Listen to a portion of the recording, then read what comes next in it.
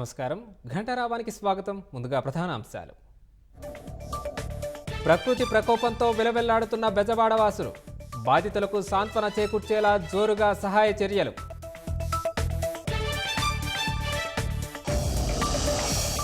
వరద ముంపు ప్రాంతాల్లో సీఎం చంద్రబాబు పర్యటన.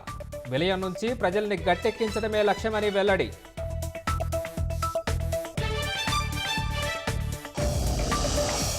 వరద బాధితులకు డ్రోన్ల ద్వారా ఆహార పంపిణీకి ఏర్పాట్లు. ఫుడ్ బాస్కెట్లను తీసుకెళ్లే విధానాన్ని పరిశీలించిన సీఎం.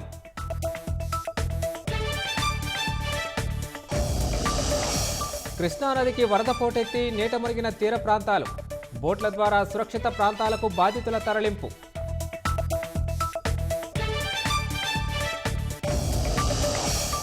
ఐదో తేదీ నాటికి బంగాళాఖాతంలో మరో అల్పపీడనం.